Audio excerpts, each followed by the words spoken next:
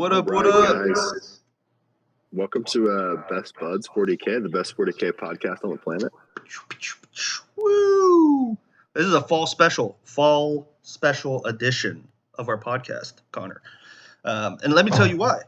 Because not a lot going on in the 40K realm, so let's talk about some real life stuff. That's right, Ivan. Kind of that. Yeah, I guess, if you want to get started, you could go first. Yeah, man, it's great. It's great. I just want to say first, it's great being, part of the best 40K podcast on the planet. It's one of the highlights out to the month, hopping on here. Yeah, so I have played I played my first game of Warhammer since going on my hiatus in July, and it was very fun. I played against my old teammate, Dustin Zelliff of the Lobsters. They have a Twitch stream. For anybody's interested, I think they stream on Fridays usually. It's pretty cool, pretty good stuff. And we played just a classic Space Ultramarine Gladius versus Eldar. I played with I busted out all my little dudes. I had because Eldar took some nice points cuts in the last balanced data slate. So I had an extra, whatever, 30 points or something like that. So I busted out Asserman, Fuegan, Janzar, Lycus, and Autark. Dustin let me give the Autark 2 enhancements because I had some extra points. That's hilarious. Yeah, so he had extra battle focus token, and he had free CP reroll. Nice. And he already has a free strat use, so I was free CP rerolling twice in combat. It was really good. I was like, this guy rocks, dude. I was like, this guy's really good with 2 CP reroll. So, and then I had 15 Hawks, 5 Spiders, Wave Serpent with 10 Dragons, 2 squads of Banshees, a couple of Corsair squads, Storm Guardian unit. I had Eldrad in there as well, as you want to do in Warhost, and some Shining Spears and some Dire Avengers. Whoa, nice. So it was fun. The Dire Avengers were pretty good. I was pleasantly surprised by them. Because the other thing is Asherman lets the squad move after they shoot, so they can kind of hop back and forth between the ruin wall. But yeah, it was good. It was a really close game. I went second and won on primary, basically. It was tight back and forth. It was I definitely felt some of the rust. I think there was a couple of I should have deployed this unit here because I could have used it better in the early. Mostly the Swooping Hawks, I think I could have been more aggressive with in the early game. But it was fun. It was a fun game though. I had a good time. And it makes me want to play more Warhammer. I think because I was like, I do like Warhammer. Warhammer is pretty sick. That's pretty fun. I got my cool models. This is cool. So, I'll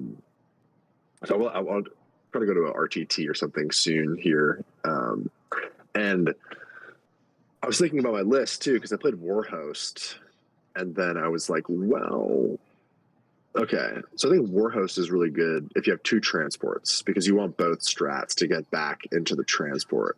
But for me, I just had the 1 Wave Serpent, and I'm not going to build another Wave Serpent. Sure. I just don't feel like it. And the extra fire dragons and stuff. So I think I'm going to switch it to Aspect Host, because then everyone just does more damage, and it kind of just is the same. There's not really a difference. You lose the inch of movement on all the Warhost stratagems, or all the Warhost battle focus things. But I was like, man, if that shit was Aspect Host, that would have been really, really killy. I would have killed even more stuff probably sooner, and I could have been more aggressive. So that was fun. It was fun to play, fun takeaway. I guess for my Space Marine people listening, he played Calgar and Friends, Gilliman, 3 Vindicator, 2 Dreadnought. Is the gunline one? Yeah, Land Speeder, JPI. It was very elite. It was kind of I think I was looking at it on turn 2 or turn 3. I was he's almost tabled. I can table him pretty soon, and then I'll definitely win on primary because I have just more. Because I'll have the fire dragons left at the end. and he just can't really interact with them as long as they're in the transport. And he can't kill the transport because of the way I've like set everything up. So yeah, it was a fun game, and yeah, excited to play a little more, try to play some more 40K. Yeah, casually, you know. are you gonna try and hold out to the end of the year of going to events still? I know you mentioned RTT possibly, but are you gonna try and? Yeah, I think I'm kind of like, if something fits into my schedule, I will go and play. I still don't think I really want to like travel or like do anything kind of like take it all that seriously. Like I'm probably not gonna like paint or anything like that. I'm just gonna kind of like pick up and play because Eldar are good right now too, so it'd be fun to play them. Yeah, it's kind of. I just feel like I don't really feel like the urge to lock back in on 40K. You know, I think if there's like again a tournament that fits into my schedule, then I'll go and play. But I'm not gonna like kind of be all that like worried about it. That's great. That's awesome. Well, you said you TO'd a little tournament for a hot second. Yeah, so I TO'd for like one round. A buddy of mine was asking if I could just help cover for a round. And I was able to go up to, I think that this was our second GT ever in South Korea. So I was able to just go up on a Saturday, hang out, and TO round 2 while they're playing. It was like 22 players. It was for, 3 golden tickets to the podium finishers. And it was really cool. I was able to meet some of the people I've texted back and forth with virtually and meet them actually face-to-face with it, which is huge to kind of meet some of the Korean nationals and the player bases there, especially when we're trying to recruit more for WTC. And they have some pretty solid players. I think the more I watch, I'll probably get to understand, and the more I play with them, the better I'll understand the meta and stuff. But it seemed like everyone there, whether they were speaking to each other in Korean or speaking to others in English, they seemed to grasp the rules pretty well. I think I've told you this a little bit before, but the culture is a little different in Korea, where I think it comes from just in general a much more like aggressive, hyper-competitive culture.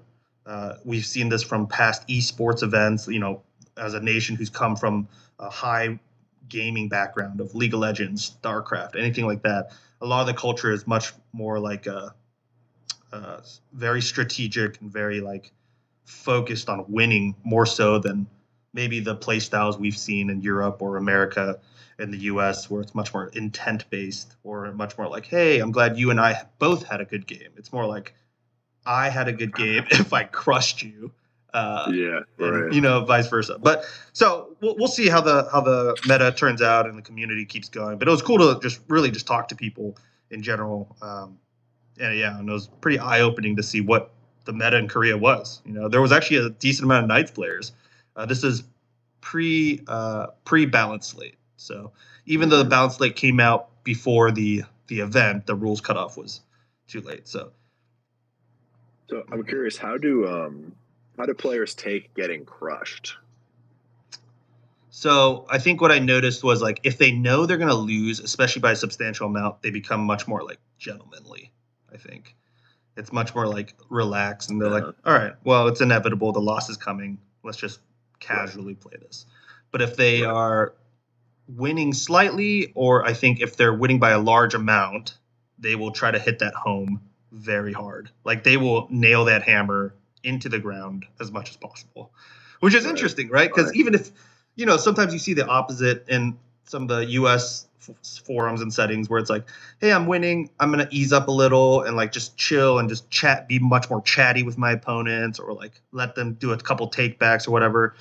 It was not like that. The vibe I got was much more like, if I'm winning by like 50, I want to win by 55, right? Or like whatever it is. Like, it was just like, I need to make sure that my lead is not caught up to regardless, which is a very interesting attitude to.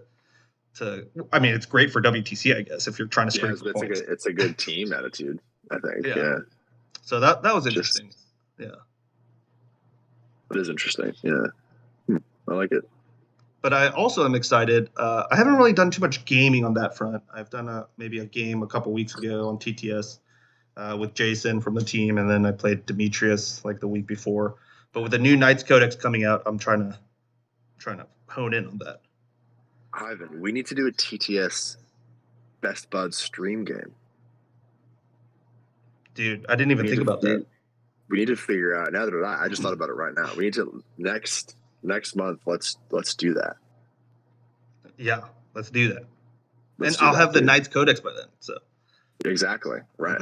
That'll be fun, dude. What do you think about this? I guess, have you heard anything on your hiatus for the Knights Codex?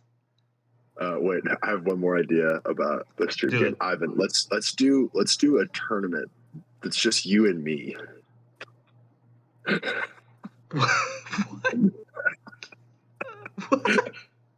Yeah, dude, we just play. We play 7 rounds, and then whoever wins the most wins. You could just do a normal RTT in 3 rounds, and then just do. No. And we call it the Best Buds Grand Tournament. We should actually do this. It'll take us 7 months to play. Oh my gosh, that's ridiculous. We could. You know what's funny is we could actually just create a BCP event for that and just do it. That'd be really funny, bro.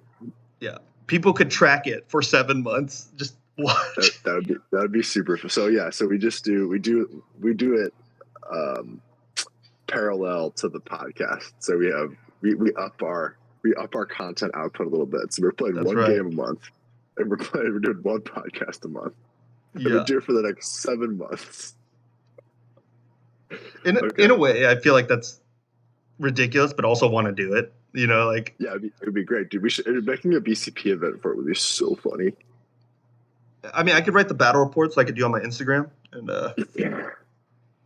just 7 games. Me and Conor played Knights versus Eldar again.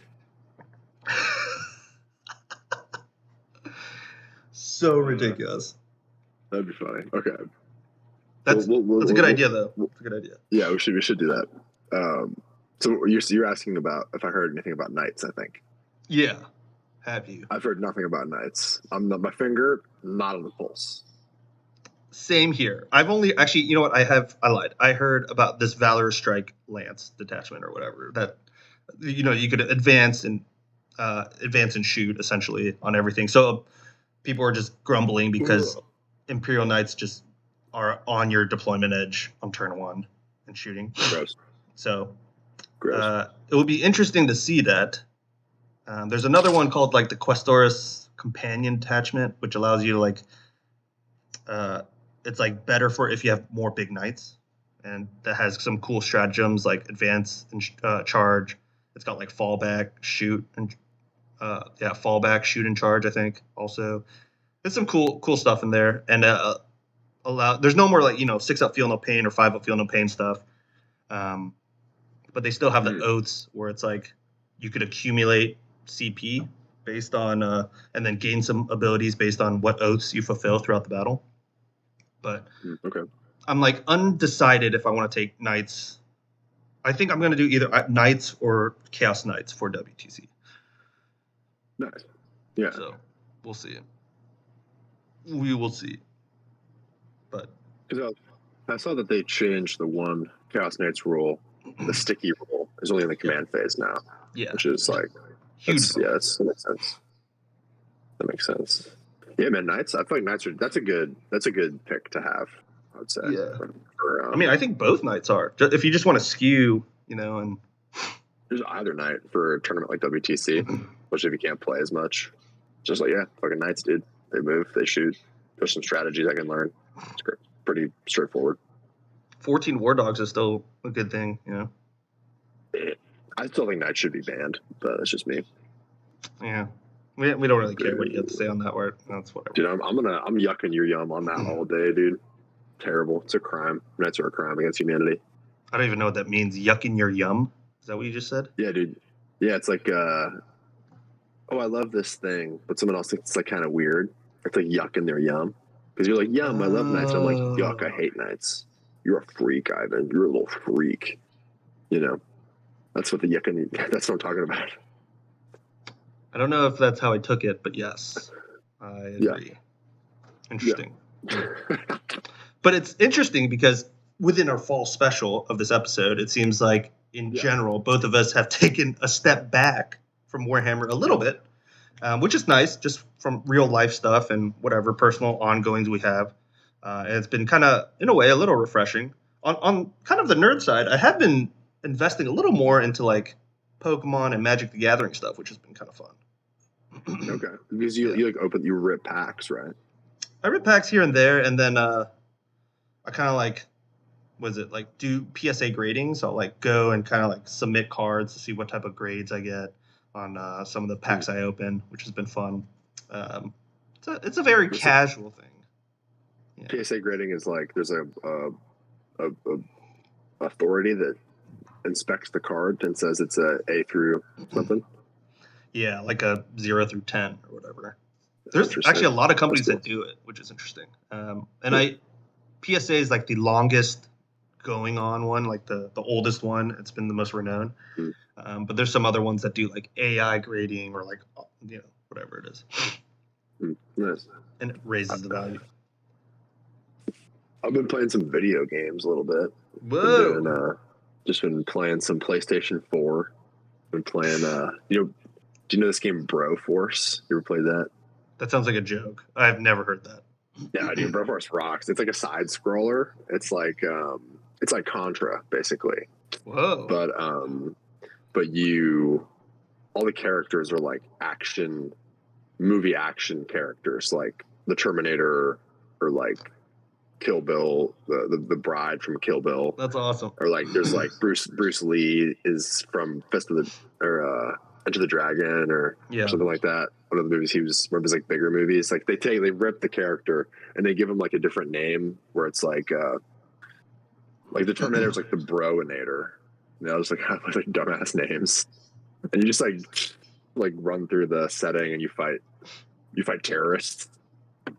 That's amazing. It's really funny, yeah. It's so ridiculous, and it's like one tap kill. If you get hit by an enemy bullet or attack, like you're just dead.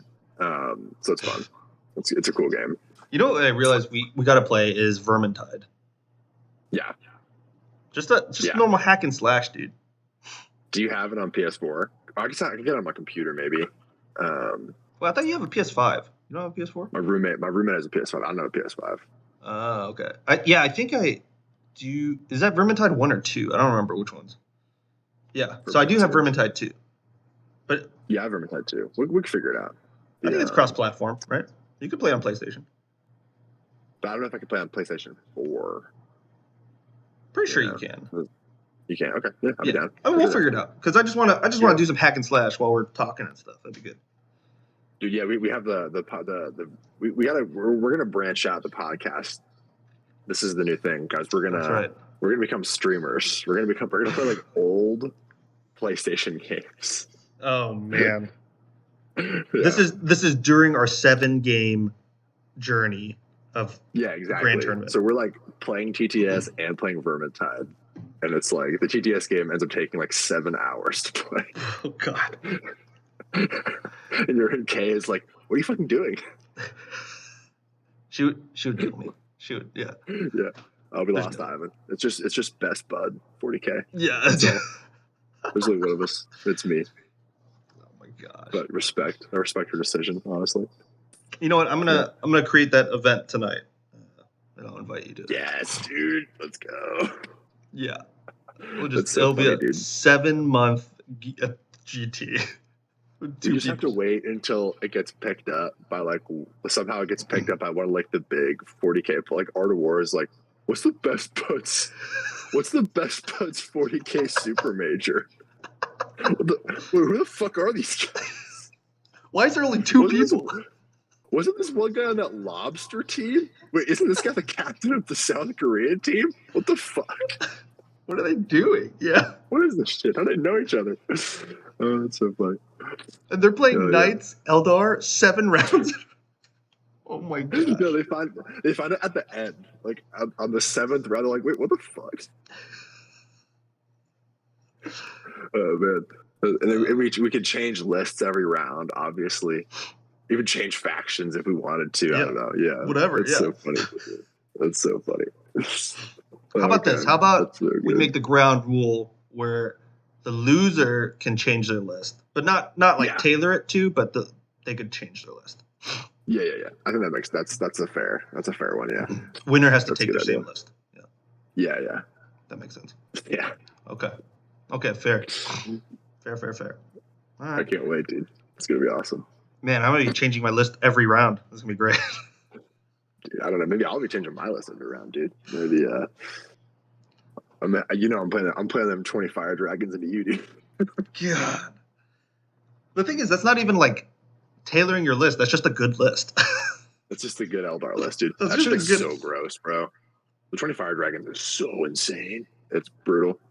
Brutally. And it's like got points cuts, dude. Nuts. Bonkers, dude. Eh. That 20 fire shouldn't, dragons, 15 hawk, 15 spider. Let's go. that shouldn't even Gross. exist. I hate it. I already hate it. Lame. Too powerful. Well, with that, do you have anything else you want to add, I guess, to the September fall special? Dude, Best Buds 40K, the best 40K podcast on the planet. Keep on tuning in. Yeah. Sorry to disappoint fans, family, friends on this episode, but it's that's all we got. So Hey, one of our best episodes, I think. nah, I don't know about that. All right. Well, have a good life.